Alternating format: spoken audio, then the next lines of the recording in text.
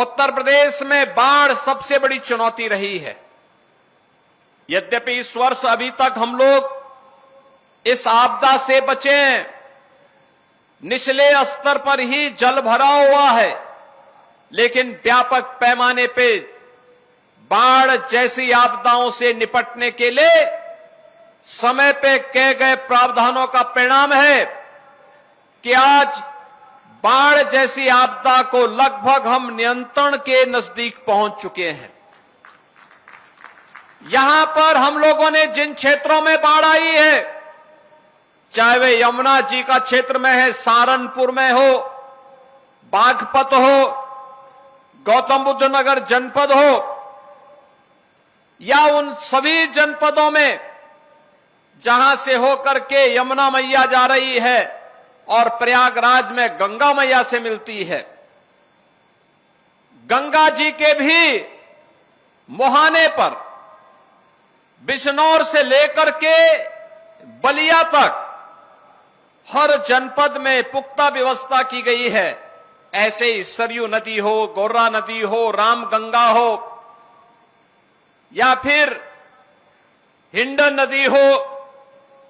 इन सभी नदियों में जहां कहीं भी अगर जल ओवरफ्लो होने के कारण कहीं पे जनधन की हानि हुई, कहीं पर कोई भी किसान को कोई भी धन की हानि हुई, या निचले तबके पर बैठे हुए वहां पर बसे हुए नागरिकों के लिए कोई समस्या हुई, सरकार ने तत्काल उन तक राहत सामग्री पहुंचाने का काम किया है। राहत सामग्री के रूप में जनहानि पर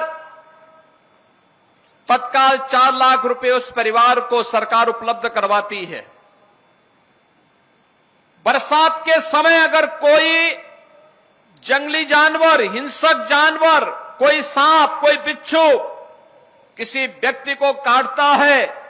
उसकी दुर्भाग्यपूर्ण मौत होती है, तो पीड़ित परिवार को सरकार 4 लाख रुपए का मुआवजा तत्काल उपलब्ध करवाने का कार्य करती है।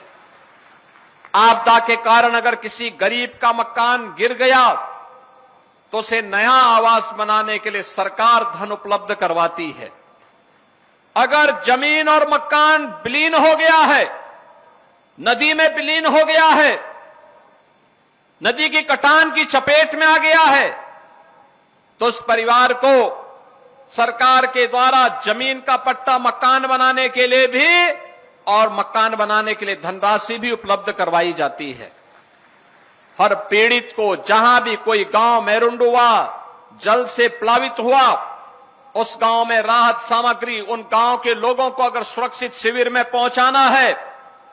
तो प्रातः उनको ब्रेकफास्ट देना, दोपहर में भोजन की व्यवस्था करना, सायंकालीन भोजन की व्यवस्था करना, बच्चे हैं उनके लिए दूध की व्यवस्था करना, पशु हैं उनके लिए चारे की व्यवस्था करना, ये सब कुछ तो हो ही रहा है।